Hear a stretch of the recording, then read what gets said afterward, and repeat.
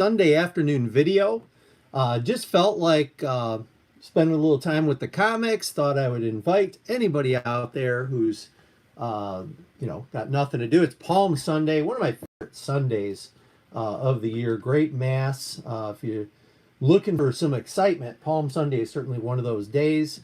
Had a nice time with the family this morning, and now I find myself with a little bit of time, a little bit of not a whole lot to do, and what better thing is there than I guess be in the comic room. That's one of those things I love. So hey, CFAP, Comics for All People, nice to see you. First comment, thanks for joining us and being part here. Hey, Chris Lackey.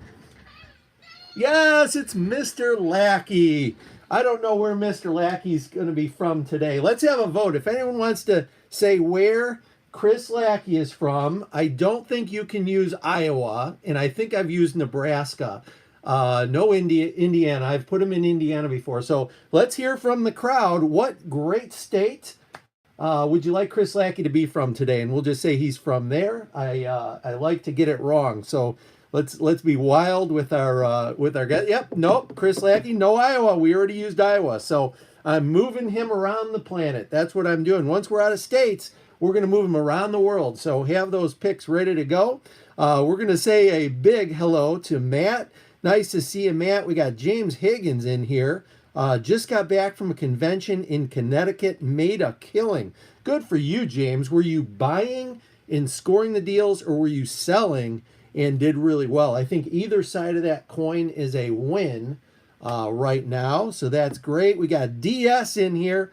Big fan of DS Comics. Nice to see you, DS. Slim is in here. Holy macaroni. We got Slim Comics and more. Nice to see you. Gorilla Todd is in here. Always a pleasure, Gorilla Todd.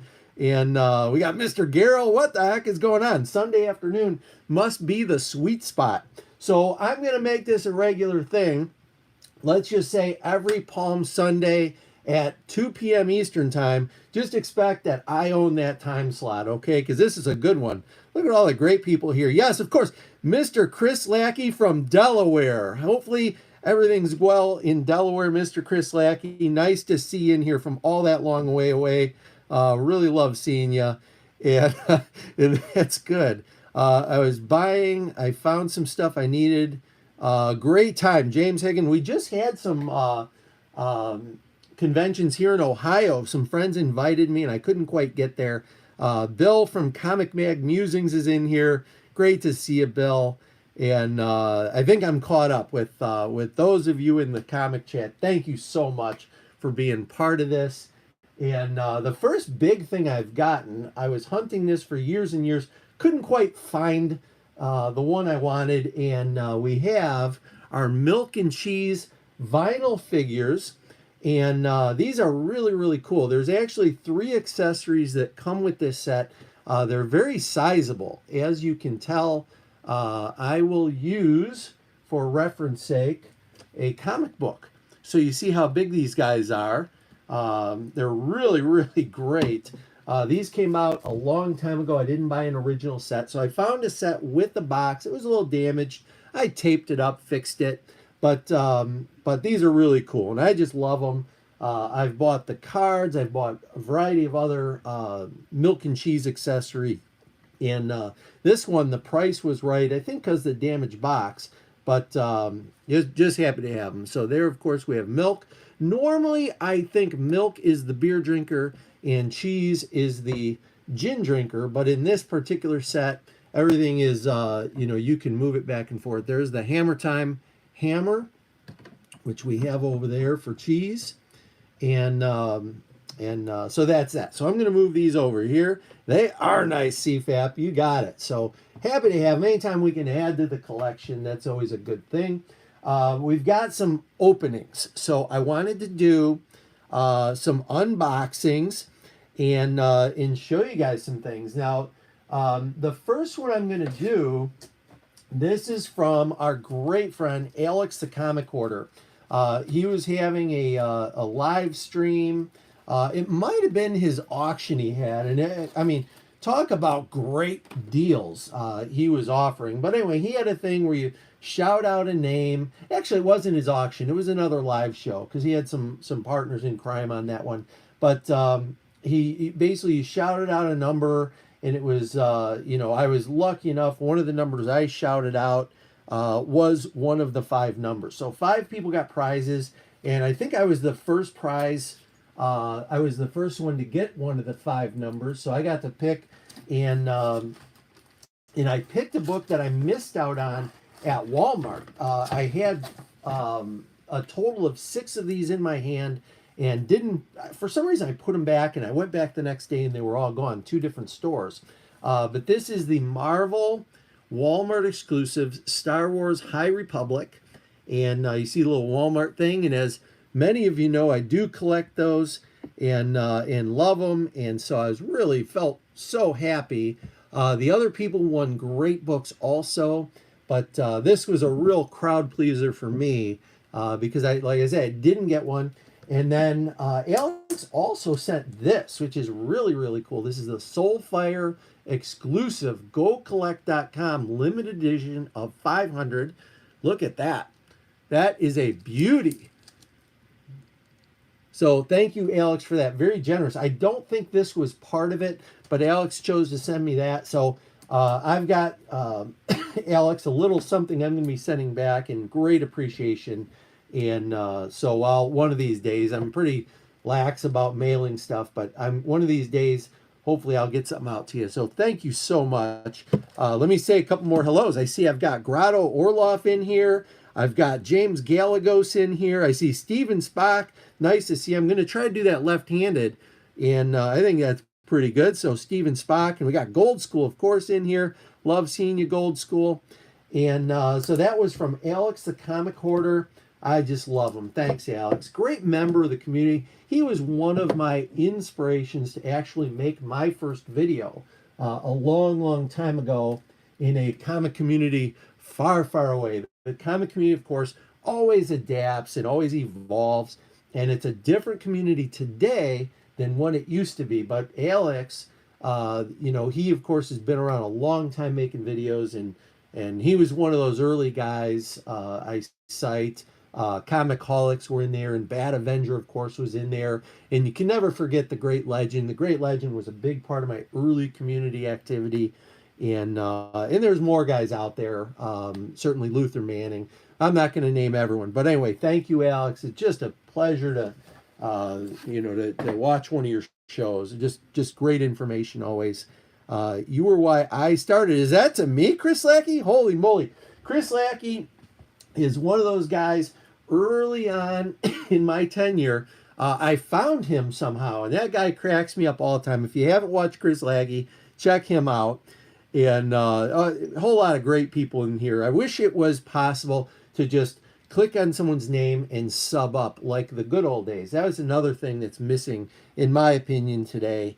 Is you should be able to just click on someone's name and sub them up. We can't do that. If I do get any Blue Wrenches in here, maybe some of the Blue Wrench folks can start putting up links. Who knows? So let me show you another one. Now this one is really a great one. Ron Hensley, channel name is Jill Hensley, his wife. Ron Hensley is one of my favorite guys. He was one of the many winners of my 100-200 subscriber contest. And I sent him some stuff. I have a great deal of respect. He's a original deep sea diver. I always think Frogman when I think of Ron Hensley. He was a Navy deep sea diver. These guys are crazy to start with. And I'm a diver. I've got great respect. But anyway, he was one of the winners. I sent him a cool Frogman comic cover and some other things. Well, anyway, just out of the blue, he said, hey, I need your address. I picked you up some stuff. And so I'm going to unbox that now. I see Stephen Hulk in here with a little happy emoji on there. That is beautiful. So let's, I already opened this just to save the time, but I haven't gotten deep into these. Same with Alex Comic Hoarders. And I see we've got a letter here up on top. And I'm going to read this real quick. It says, I won't probably read the whole thing, but I was in an antique mall, couldn't leave the figures behind. I'm going to paraphrase, some to decorate your Marvel room, and then a couple for my daughters. It's beautiful. Then I was in a used bookstore by Fort Bragg, and there were a bunch of old brown long boxes covered in a ton of boxes of books. The ones, uh, let's see, I could get to had a lot of 90s, but a few odd gems. I thought you'd appreciate these. Dollar books, beautiful. Thank you, Ron. So, and then it says the backer boards are from my LCS, which unfortunately closed due to owner passing. I was thinking you should have some made up with your logo. That's beautiful for my eBay sales. Good idea. I'd buy that for $1. I love it. So keep up the great videos. I'll be tuning in. Hoo-yah, Deep Sea. There you go, your friend Ron. Look at that, beautiful. Thank you, Ron. And I shared this before. I actually save these letters, and I save when people think of me. That goes a long way. I greatly appreciate it. So let's. I've got some packaging in here. Let me get rid of that. Make sure I'm not including any goodies. So let's take a look here. What do we got? That looks like more packing material. Okay. And we got some boards. All right. I think I got through here. This is so kind, Ron. I really appreciate it. So this first one is a figure, and I go figure, right? Got some figures in here. So what do we have here? We've got Amazing Fantasy 15 we've got on the back, and we've got a really cool Spider-Man bobblehead. So Ron, I know just the place for that. I've got for those of you that remember from my little room tours, I've got a upper corner in here that has a whole bunch of Spider-Man stuff. So that is beautiful. Thank you. We're going to put him right there. And then a couple things for my daughters. We're going to check these out. Let me open this up. Hey, Scott Lost is in here. Nice to see you, Scott. Scott offered to have my back if I ever find myself in another crack house. Great member of the community. He does create content, and former wrestler, pro wrestler.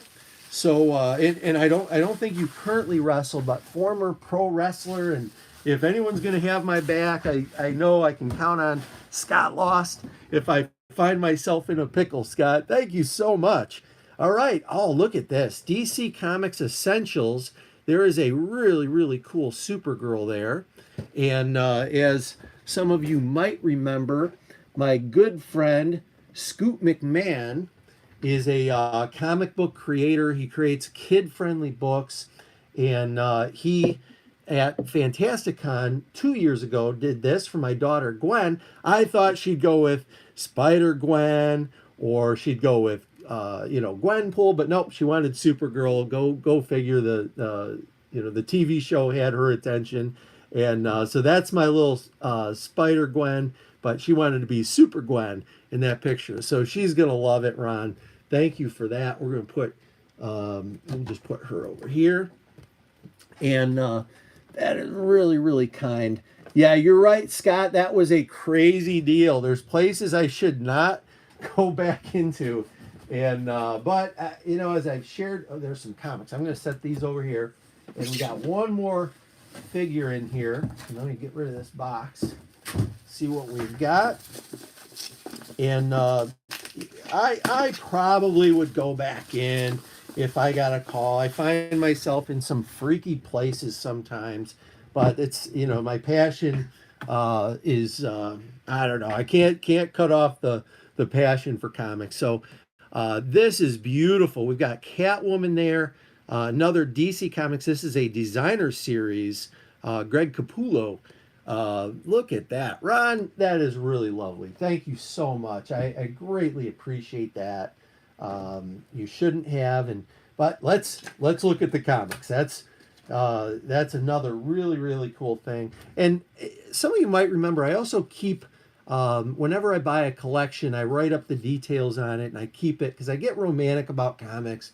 And so I like to remember the people I bought comics from when it comes straight from an original collection. So Ron, this might find its way up onto my wall of fame. I like that. That is really cool. So he talked about some boards, that were, I'm going to try not to shake the table here. Hey, look at that. We've got New World Order of Comics. It's me, Biggie. Did Biggie Shack change his name again? If so, I love the New World Order of Comics. Biggie used to be Melody. I think that was named for your wife, and then somehow changed over to Biggie, and then Biggie Shack or something like that. And I just call him Biggs when I see you in a chat. That's what I call him. But thank you so much, Biggs. Nice to see you in here. And I don't want to miss anybody. I think I missed somebody. Warlord's in here. Nice to see you, Warlord. Great to have you in here. So these are, Ron said in his letter, these are boards from his LCS that went out of business, the owner's passing, which is always sad. You know, you build a relationship with these folks. I've often thought if I wanted a job where I just worked all the time, it would be LCS owner, because literally it's 7 days a week. It never ends. The work never ends. I don't know how great owners do it, but that is a great board. I love it. So we're going to put these in. I do save some boards. And thanks, Ron, for sharing that and giving a little bit. Robbie and Kelly Douglas, it says. So it was a team, maybe husband and wife that did that. And that's just great. So we're going to put that up here. And we've got some comics. So we've got a Team America #1, which I've always liked. Team America. It never gets the attention I think it deserves. But maybe in this day and age, maybe that's changing, and more people will get attention. Who knows? And we've got a Mask #1.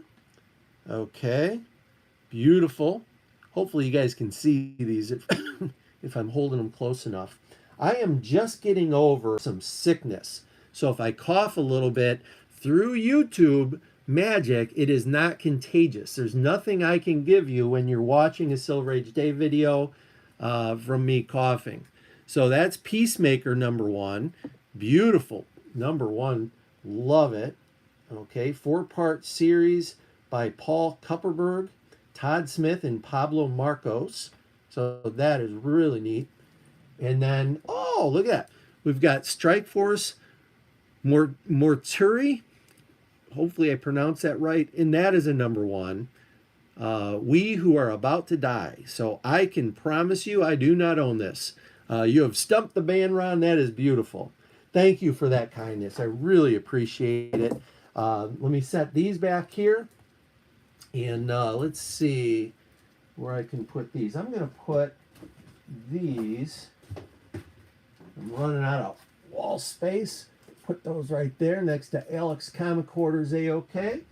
And or win. But anytime someone sends something from the community, I consider it AOK, whether you won it or whether it was just gifted. So thank you so much, Ron. Really, really appreciate it. I see we've got Jambo in here. Nice to see you, Jambo. And I thought, and I think I saw a comment here, Stephen Hulk has been buying the Super 7 Thundercats action figures. There you go. Thundercats are one of those series that's underappreciated. Maybe one of those that's going to jump to a little better standing pretty soon. Maybe they already are. So let me tell you about a haul that I just had. If you guys want to talk comic books, I can show a whole bunch of comic books that I think are pretty cool. And it looks like Matt has a collection of backer boards also. That's beautiful.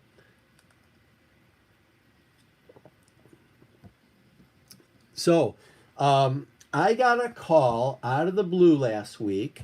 I talk about sharing what you do. It's, when it comes to comic hauls, usually referrals and friends and family, that's a beautiful way to go. Well, anyway, I got a call from a guy that I kind of knew, kind of didn't know. One of my daughter, my daughter Haley, one of her teachers' husbands got books from a guy who got books from a guy who inherited the books from his dad. So these books have been moving along for years and years and years. They finally got to this guy, and he reached out to me and said, "Hey, I got these books. I'm going to sell them." And I thought I'd give you the first crack at them, Dave. And so I ended up, I went to his house and checked him out. Hey, John Engholm, hopefully I pronounced that right. Hey, how you doing? And Disney and Comics is in here. Nice to see you, Disney and Comics. So I ended up in this guy's house. Really, really cool guy. And he doesn't collect comics. He likes old stuff. So that's how the comics got to him. But he collects like old fishing lures and fishing poles and tackle and all that kind of stuff. Sporting, hobbyists like that. And he also collects old tools. And he had a microphone from the 30s from our local AM radio station, WSPD. I actually sent a copy of those pictures over to Alan Garrett. And I thought if anyone will appreciate this, it's Alan Garrett. But this is like the big microphone that hangs from the ceiling, but literally from the 30s. It was like the Cadillac of microphones then. It had the WSPD on it. So he showed me his treasures. Then we had a big stack of comics. And these comics were in giant Ziploc bags, 10 to 15 of them per bag. And I love finding comic books in bagging that is not what it should be, okay? Because that means there's some gems. And he said, "Dave, this is an unpicked." He's a guy that goes to estate sales and in flea markets and stuff looking for his kind of things. But he said, "This is unpicked. No one's been through it. You get the first crack at it." So I went through, again, these were 10 to 15 per bag. And what I'm going to show you right now is about 60 to 65 comics that I've bagged and boarded and sorted through. I also have about another 50 Tarzan and those type of Dell, Jungle Guy comic books. A whole bunch of them in pretty nice shape. These were all red, but I'm going to go through what I thought would be the more exciting ones, which are primarily DC. There's a little bit of Marvel. And I think if I didn't know the guy somehow, I would have paid a lot less. Condition on these, they're all mid-grade at best. And but I paid up a little bit because I didn't want there to be any question. So I paid over a couple $100 for this collection. Some of these warranted Mylar, a lot of them did not. But the first one, this is a series that I do not have many of them. I think I only have a book or two of this. It's All American Men of War, and I love coming across them, and it's few and far between that I ever see this series. This is the only one that was in there. There's lots of war books, but this one was in there, and I just think it's great. Finding these is absolutely beautiful. This is, like I say, it's a mid-grade. It's a gray tone cover, and it's just beautiful in my estimation. So we're going to put that back here. All right. Then one of the biggest heroes back in this timeline, most of these comics were early to late 60s. But if you go back into the 50s and probably even into the 40s, one of the biggest heroes was Black Hawk. And it's a lot of people don't even know about Black Hawk, but Black Hawk is one of those heroes that everyone followed, everyone loved. This is issue number 182. It's pretty beat, still a mid-grade. This is March 1963. Okay, cool cover. All right, we're going to put that here. We've got a date stamp on this one. This is issue number 189. Again, Black Hawk. And I don't know what is going on here. These are, looks like little toboggans with jet engines on them. And we got laser beams. All the excitement you could get for 12 cents, in my opinion. And we've got September 3rd, 1963 is the date stamp on there. A little bit blurred, but still pretty cool. Black Hawk is my jam, says Biggie Shack. Yeah, I love Black Hawk. This one is beat enough that it didn't get a board. Now, what I do on these, because there's still value, this is still probably a $6 comic book, even in beat up condition. This one is in desperate need of a pressing. So what I ended up using was a Silver Age bag, but I ended up having to go with Silver Age bag for thick comic. And then what I do on the back here is, normally on the back of a board, I put my little notation so I know what's going on. But if there's no board, like this one didn't need a board. I don't think it really fit in the bag with a board was the problem. But what I do is I take a piece of just regular Scotch tape, put it across there. Then I take my marker, which is in the other room, and I write my little details on there. Then I take another piece of tape and I put it over the top so it won't rub off of there. So then I know this is October 1964, number 201. I know I bagged it on March, or in March of 21. I have written on there. And then a little information on who I bought it from and such. So there's another Black Hawk and yet another Black Hawk. This is going to be issue number 207. Really, really cool. Lots of action on that cover. Okay, DC National Comics right there. Okay, April 1965 is that one. And then the last Black Hawk that was in there is number 216. Okay, this is January of 1966. Another mid-grade. And I don't know, when I grade my own comics, I think I'm real conservative on the mid-grades. I think a lot of people see my mid-grades and say, hey, that's upper mid-grade. But I put them where I put them. This is a Daredevil number 19 from August of 1966 versus the Gladiator. Okay, in this whole collection, there were only a couple of key books. Most of these are, fairly typical books you will run across. Let's see what we have here. This is number 34 versus the Beetle. And we got a little bit of glare there, but that's okay. We'll tilt it so it's just right. Beautiful cover. I love the dark blues and the purples and that dark green. You just know when you get these older comics in hand. So, okay, so let me put these in the box, and then we'll look at a few more. We'll look at 60 more, however many I went through here, minus 65. Okay, so I'm moving a little slow. I had my little run-in supposedly with COVID. I don't think I had COVID, but they still put me in a quarantine. What I had was my walking pneumonia like I get every single year. Unfortunately, my winter training kind of stacks up on me, and I used to have asthma. So again, if I cough a little bit, that's what that is, just the remnant. And I'm a little shaky because I do these breathing treatments right now for the walking pneumonia, and it's a steroid, and it makes me a little shaky. So I just happened to notice, what I paid him was $225, okay?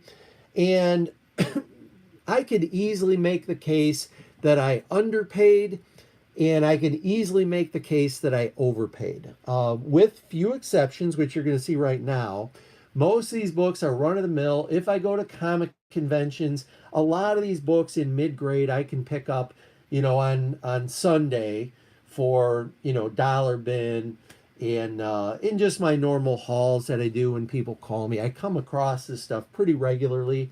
Again, not if it's high grade, but if it's in mid grade. So $225 is what I paid him. He was very happy. The books were free to him. So like I say, we have a kind of relationship, a chain of relationships. So everyone left very, very happy. And that's what I paid. So this book is probably, some people will say this is the best one. Some people will say the next one is the best one. I happen to lean towards all the war books, which you're going to see lots of war books. But this is Fantastic Four number 45. This one is a little bit of a train wreck condition wise. As you can see, we've got, quite a bit of foxing on the front. So I'm going to show off some of the flaws because I don't want anyone saying, oh, that mean Silver Age Dave took advantage of someone. We've got terrible rust on this one and rust migration. Both staples are a train wreck there. And I have marked on here, front cover wear, rear cover had considerable staining. None of these books were bagged and boarded. They came in Ziplocs. I assume they were originally all just sitting in a box in a wet basement somewhere or damp basement. That seemed to be a trend, is a little bit of moisture damage on them. But that is Fantastic Four number 45 from December of 1965. And this, of course, is the intro and first app of the Inhumans. And, happy to have it. I think I have a copy or two of this already. This is a perfect reader copy because you're really not going to bring it down any further. So we have that one, which I was excited to see. And then this is the other book I was really excited about, which is Fantastic Four number 49, which is part of the trio, okay, the triad. And that's a second app and first cover of the Silver Surfer and Galactus. It's, again, a book I have a few copies of, but it's just one of those that makes me happy. I think this cover, I never liked 48, the cover, but this one I always did like. And I think it's just a cool cover, the way Silver Surfer's flying across there. Just beautiful. So again, a host of issues. This one has a big spine split. Probably the first 2 inches is really, really nasty. It was a little bit of magic I did getting it in here so it looks presentable. Of course, the Mylar raises the grade a little bit. So it is just beautiful. Happy to have that. I'm going to say a couple hellos real quick. I see Tough Book in there. Yeah, Mylars always help a comic book. I don't care what condition it's in. So what's up, my friend? Nice to see you. And I thought I saw Splash Page Comics. If I didn't say hello earlier, hello now. Brett Bottomley, that's nice to see you. And $2.25 is what I ended up paying. And really a lot of this stuff, when I buy it, I let people know, here are the options. Don't feel obligated to sell to me. You have the option. You go to a comic store where normally our stores are going to cherry pick you, and you're going to end up with a lot of the dollar books that you're just going to keep indefinitely. Or you can go on eBay and you ship something like this to a person, and in my experience, what they're going to do is they're going to complain, and whatever they paid you, they're going to try to, stiff arm you into refunds. So better, dealing in person cash. That's how I prefer to sell comic books. I've had a lot of local collectors come and buy comics from me in the last. It's just better. You know exactly what you're getting. And I think I am caught up. I hope I didn't miss anyone here. If I did, my apologies. Okay, and I think I said hi to John L. Engholm. All right, so yeah, good deal. This is a beat to heck Fantastic Four 54. You see all the wear on that. Really, I wish the Fantastic Fours were in better shape. They were pretty rough. The rest of the collection was much better. And usually that means the person read the heck out of the Fantastic Fours. I don't know. And there's Fantastic Four. That is going to be number 56 from November 1966. This has an unfortunate tear over here through Reed Richards' arm. And again, I did a nice job, I think, bagging it. But you can, if I get closer, you can see where it is. So that cover's ripped probably close to his ear. And I always, someday someone's going to have to sell these things. So I always take notes on them.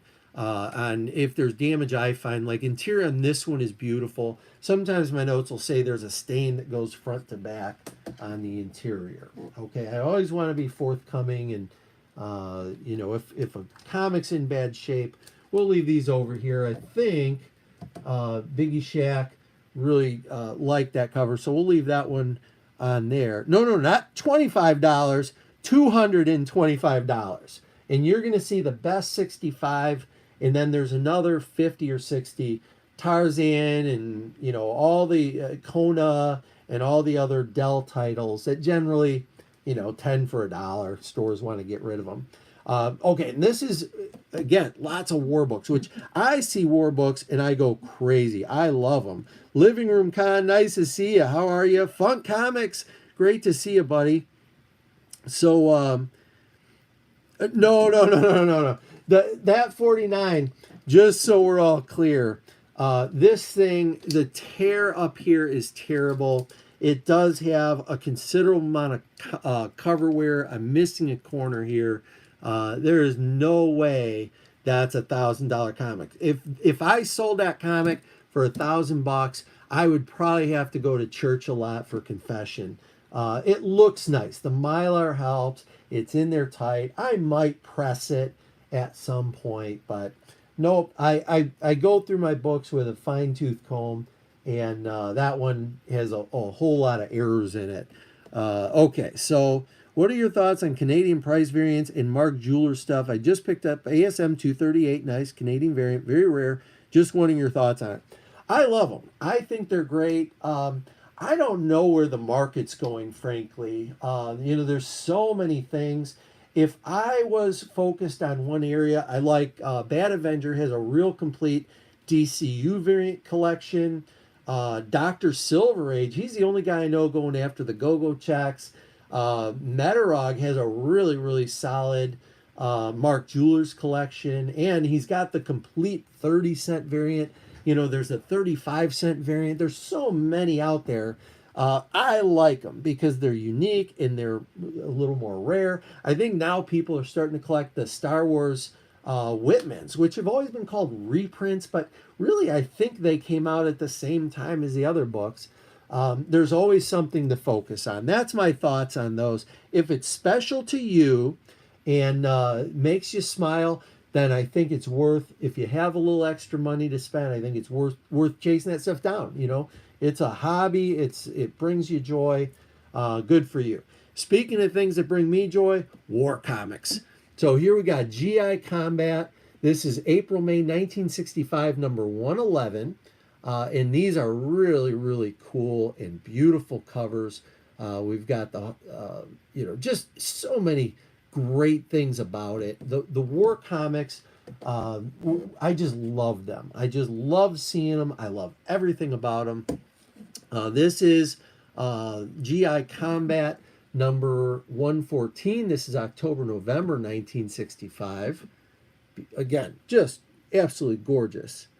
Let's see. Lego Builder, the Gamer, 1999 said, I ordered reprints of Fantastic Four number 1 and number 5 to go with my reprint of Fantastic Four number 3. Those are all definitely key issues. Couldn't agree more. Yeah, the hunt of looking for these things, tough book. That's really where the deal is. You know, Scott Lost was mentioning the crack house earlier. I mentioned it.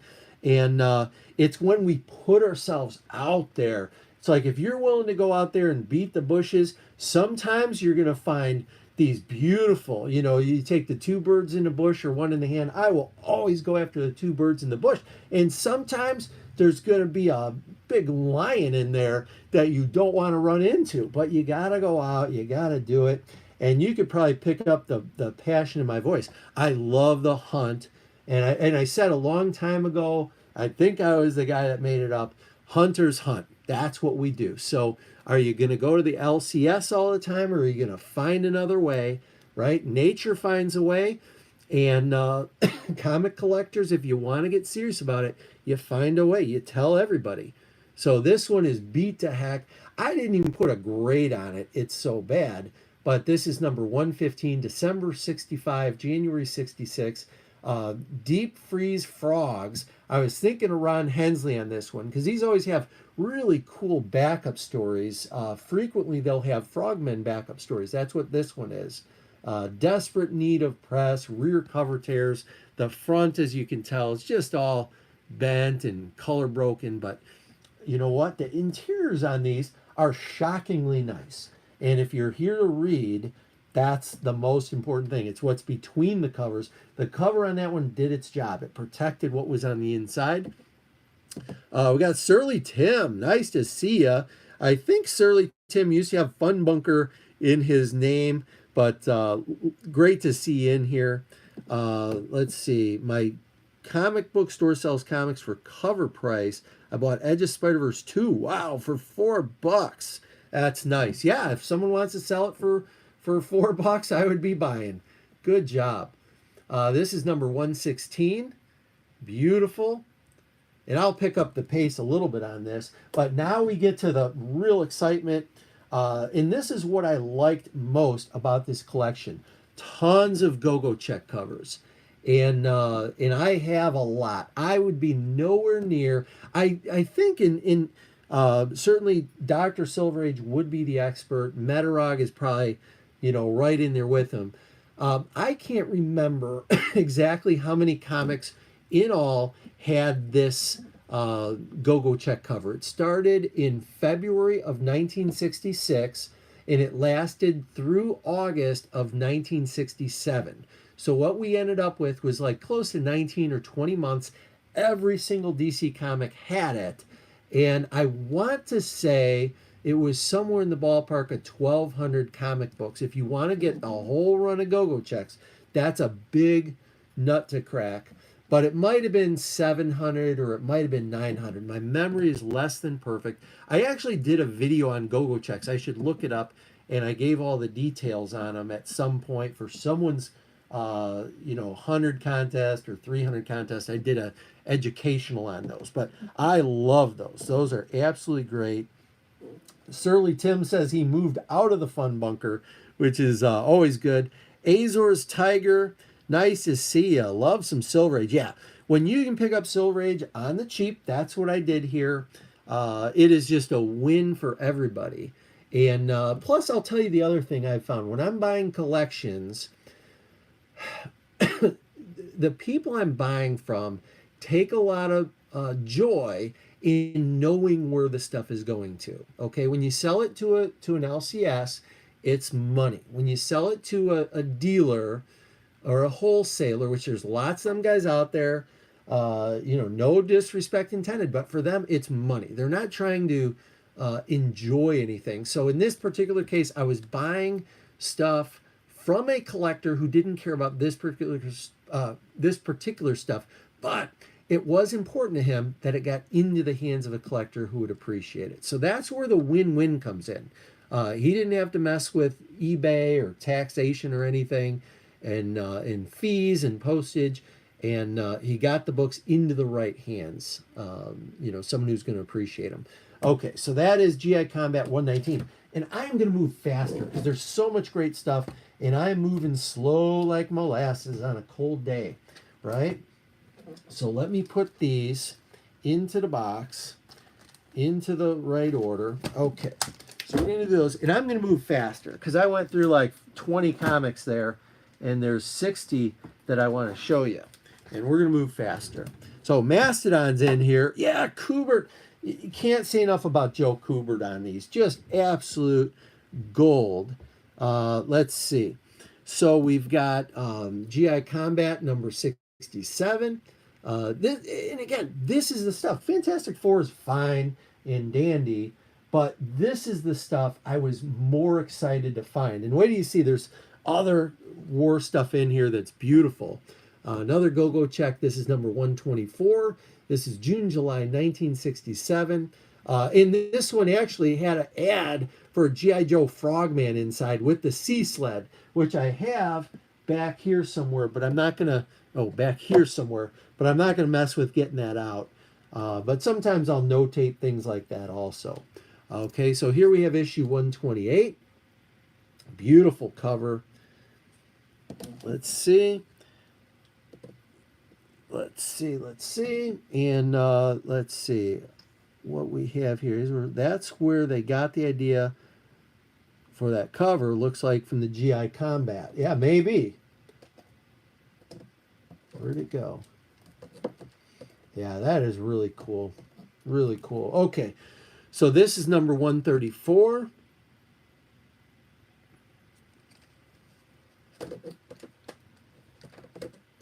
And this is number 155. That's the last GI Combat. And I've got a few of these. I think that's a great cover. Okay, so we'll put that one here. And then we've got a couple of Hawkman books. You know, and it's never going to be Hawkman 4. I never come across Hawkman 4. But I've done videos on these covers. This particular era was so, I'm going to say, fanciful, you know, with dragons and dinosaurs and all these creatures. I should redo my wall with that, but look how beautiful that is. Okay, that's February, March 1966. And then we have, this is April, May of 1966, number 13. This one has just a lot going for it. That is a really, really cool cover. Okay, and then this is, I think, the last Hawkman. Has a cool date stamp on it right here. August 8th, 1967. Okay, and this one I did note on it, beautiful interior, which is amazing. Just stark, pure white interior on that. Yeah, the color, you are correct, Tough Books. Just beautiful. Let me try to get some of the glare off of that one.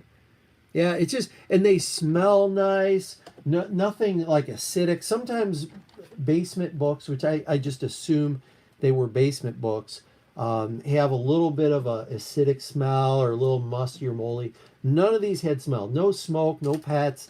You know, they survived. And I like to think they found the right place. Oh, I found another one. This one I had to do side. It's a little big. It's more of a golden age size. This was Hop Along Cassidy, number 122, which talk about a long-running series. This is actually Gil Kane art on this one. It didn't fit in the long box, or in the short box, so I had to put it just sideways. So I just happened to look down and see it. So I'll put that one back in the box. Okay, so this was the only JLA, which is a cover I don't think I have. This is number 57. Okay, and it had all kinds of problems with it, but it's still pretty cool. UN there, everyone's getting along, right? So put that back here. Then this one, I wish there were more of these. I guess, what don't I collect, right? But this is Marvel Collector's Item Classics number 12. And we had reprints in here of Fantastic Four 17, Tales of Suspense 52, Strange Tales number 12, and Hulk 6. Those are the stories that were reprinted, and just a great one. And look how nice that is. The cover on here is beautiful. It's in really, really nice shape. The spine on this one, for being stored without a bag, without a board, that one just held up great. There are quite a few giant sizers in there in this collection. Here's one for Metarog. This looks like it's right up his alley. Here we have the inventor of the Metal Men getting married to a robot. That's just perfect there. He's putting, you know, how's that one song go? Put a ring on it. I don't even know the words because I'm old. I don't know the young words. But if you like it, then you put a ring on it. And that's a great one, but beat to heck. This one is just wrecked beyond all get out, torn cover over there. But happy to have it. And you're right, Gorilla Todd. Once you appreciate Kubert, you can really appreciate Kubert. It's just beautiful. So let me get out a stack here. Okay, so this stack is what I'm most happy about in this whole group. This is Our Army at War, this whole stack here. This is issue number 158. So we're talking about some really long-running series. And yeah, you nailed the lyrics. Yeah, now they're probably going to have me on MTV. No bathing suit, but they'll have me on there maybe. If they have a lip sync show or something, I don't know. MTV, when you're old enough to remember when MTV is where you went to listen to music and videos, that's the MTV I remember. Hey, Scott Loss. So this is a book-length Sergeant Rock story, and this is the origin and the first app of the Iron Major, who was before that was the Iron Captain. Okay, and then there's a flashback in here on the death of Sergeant Rock's brother Josh. Okay, 1965 issue number 158. Look at that beauty right there. Just absolutely gorgeous. Guys, if you're not collecting war comics, you're missing out. This stuff is just great. Just great stuff. Here we have our Army at War. This is 1965 November, number 160. Okay. Then we've got number 163 a few months later. This is February 1966. This is a Viking Prince crossover in a Sergeant Rock story. That's the Viking Prince right there. You know, it was always funny when you'd see Spider-Man and he'd go into the jungles and with Khazar, that's how I say it. And so there were crossovers that happened even in the war books. We had March of 1966, number 165. This is the second appearance of the Iron Major. Okay. And many of these books have bad staining. This one, you can pick it up a little bit on the front cover. Right across here is a stain, and it goes super hardcore all the way through front cover to back cover. But it's not bad on the front, but the rest of the book is just destroyed with that stain, but still readable. Fortunately on these, the print stopped a little higher up. All right, so what am I missing here? James Higgins says, Hawkman's my all-time favorite. Those are great covers. Thanks for showing them. Oh, my pleasure. I bet someday comics from 2021 will be worth over 200 or 300. Yeah, time goes by, man. It seems like just yesterday I was just a kid riding my bike to pick up comic books, and I don't know where all the time went. You know, 40-something years went by in a blink, but now those comic books are worth quite a bit. So yeah, it's no surprise higher print runs today.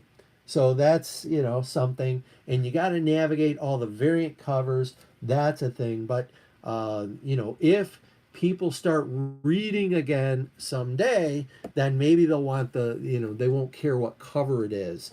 Or maybe we're going to be like H.G. Wells' Time Machine, that you know, sometime in the future it'll be a whole bunch of people just out in nature playing the flutes, enjoying the sunshine, and 3 times a day food shows up and none of them can read. Who knows which future we have ahead of us. I know my future involves reading a bunch of these Our Army at War books. This is April 1966, number 166. This is a pretty trashed copy, but still just lucky to have it. Love having it. I'm going to box these right here and show you some more. Look how big that stack still is. And for those keeping track at home, we looked at a couple of Go-Go Check covers already. Lots more coming up. So we'll put that in here. And the good news is we're far more than halfway through. This is Our Army at War number 170. 1966. Beautiful. Azor says, you got me ready to go hunting today. Yeah, get out there and get them. Let's see. Dave, do you do Instagram? Ever check out claim sales? I'll tell you what, Tough Book, I am afraid of Instagram. I go on there about once every 3 months. I take a quick look for about 4 or 5 minutes, and then I close it and I run away. I don't understand it. I'm not a technology guy. I can't keep up. God bless everyone who's on there, who's loving it. I just get confused and I run the other way, right? Just like Monty Python, run away when that rabbit's there, or, you know, whatever. God bless them. Okay, so here we have the first Mad Emperor. This is issue number 171, September of 1966. Beautiful. Very, very angry emperor there, the Mad Emperor. We've got Our Army at War featuring Sergeant Rock number 174. Quite a few of these books have that lower right stain I kind of pointed out, but that's okay. All the comic book, it had like a real wide space on these, so you could damage a little bit of it and it doesn't damage any of the ability to read. Here we've got an 80-page giant number G32. This is issue number 177. Really, really great cover there. Time in Ohio works that way. Lego Builder says, I have Darth Vader 1 2015 black and white sketch variant from Hastings. Originally got it for $4. That's nice. Okay, we've got issue number 178. And I'm going to hurry through these because there's so much more greatness. So look at these covers, guys. This is issue number 185 from October of 67.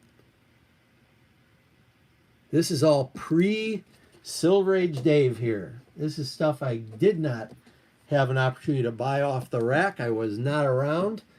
This is December 67, number 187. I always felt this was a really, really kooky cover, but it's one of those great ones with that deep blue in the background, and colors on it are just beautiful. Just beautiful. More Kubert, of course. Okay, and then we've got another 80-page giant. This is G44. We've got number 190. This is February, March of 1968. And we got, looks like 2 more Sergeant Rocks. This is another beauty, number 195.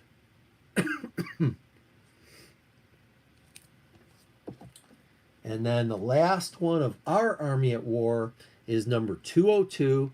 That cover always stood out. I always liked that cover. It's kind of like the the boxing that they got into, and I'm a fan of those, so I like that cover, and that's February of 1969. Okay, so let's see. I'm going to put these away, and we'll grab out another stack of, I'm telling you, just awesomeness. Okay, so here we go. Lots of Mylar was used in the production of this video. This stack here, I wish was taller, but this is Our Fighting Forces. So we went from Our Army at War to Our Fighting Forces. These are alphabetized. And this is number 95. Devil Dog Begins. Okay, the Devil Dog story. And then we've got, this is number 96. Okay, and I think Devil Dog had 4 parts to it. Yeah, the Fighting Devil Dog, it says right up there. This is number 97. Okay, and this one's in a surprisingly good shape compared to most of the rest. And then this is number 98. Yeah, this is the conclusion of the Devil Dog story. And I gotta really hustle here. I am finding out that it is almost time for dinner. So this is number 100. You see we got back here into the go-go check. So certainly number 100, cool anniversary issue. I love those round numbers. And let's see here. So that is really neat. Cool chopper. And we've got, this is number 101, The Killer of Vietnam. Let's see, soldier or executioner, you decide.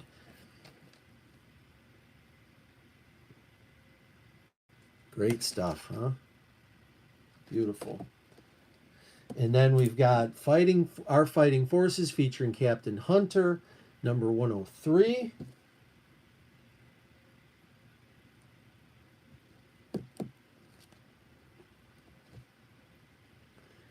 And then we have, let's see, this is number 104.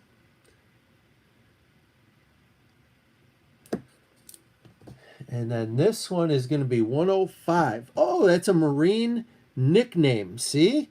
I didn't know that. Thank you, Disney and Comics. And we've got, let's see, what books do you have on your want list? Just curious, because you have grails everywhere. Yeah, I don't know. Um, I still, I still collect by passion. So if a cover reaches out at me, this is number 105, by the way. Um, I go for them, and I frankly I'd rather buy comics this way. This random, what's in there's in there. I love buying this way. And I like meeting people. It's nice if I go to an LCS and I get to talk to other collectors and owners. But I get a lot out of the interpersonal when I meet people, when I'm buying collections. So it really just opportunistic collector. When I get a phone call, I take some cash and I go out and I buy comics. And those are the ones I love. The next comic is always going to be my favorite comic, I guess. Hey, Hidden Gems in here. Nice to see you. If you're going to promote the product, you should be getting some of the perks. You should be getting tons of Mylars for free. Yeah, hey, if you know someone, I would love. No one has ever wanted to sponsor the Silver Age Dave show, and frankly, I haven't asked. I'm not monetized with YouTube, so I've never made a penny on this. And that's again not in judgment. I'm such a fan of YouTubers that can have income coming in or have sponsorships. I think it's great. If someone out there wants me to check out a product, I'd love someone to send me a free box and I'll, review the box. But yeah, I'd love to get some free stuff. Okay, so this is Sergeant Fury number 45. Those of you who've been following the channel a long time, I'm always looking for number 56, and number 56 is never in there. This time, 56 was not in there. So it's pretty typical. This is number 47. Okay, these are, that's October of 1967. And then we have number 99. That's really cool. We get into that box style. Okay, that was June of 1972. That was one of the newest comics out there as a 20 center. And then the other new one, I'm calling it new, go figure, is number 100, which has some staining on it, has lots of defects, but that's okay. This has crossovers with Captain America, Fantastic Four made cameos in here. And they actually had a Stan Lee appearance, Martin Goodman. They had other creator appearances in here. So really, really cool issue. That was number 100. And then this one I've shown before. Somehow this keeps coming my way. Sergeant Fury, Howling Commandos, King Size Special number 3, which is just great. Look at that. Okay. And you may remember when I did my big video on One Stop Comics, I ended up buying a copy of this from Rick. He had a beautiful mint copy of it, and I bought that from him. And so since then, this one keeps coming my way. I've got a bunch of them, and I didn't realize how popular an issue it was, but look at that cover. It's great. And so that one comes my way. Oh, and I didn't point out this cool date stamp, August 15th, 1967 on that one. So that's great. So unfortunately, just the 4 Sergeant Furies, but it's 4 more than I had before. So I'm happy to have those. Yeah, and Chris Lackey looks like he's a fan. I don't think that I could ever accept cash for doing my show. I feel guilty for cheating the audience. I'm grateful for the 2 or 3 views I get. Hey, yeah, and it's, again, it's when you make videos, I never thought I would. I really just enjoy spending time with all you guys. That's what I get out of it, and anything more than that, again, if someone wants to pay me for something, I'm happy to do it, but you're still going to get my honest opinion on things. Cool date stamp, cool boxing, super baby there, and just a great cover. It's pretty, maybe a mid-grade on a good day. First app of the Insect Queen Lana Lang, October 1965. That's issue number 124. Okay, so that was the only Superboy. I wish there were more because I've got a really, really nice run of Superboys, and I love adding to it.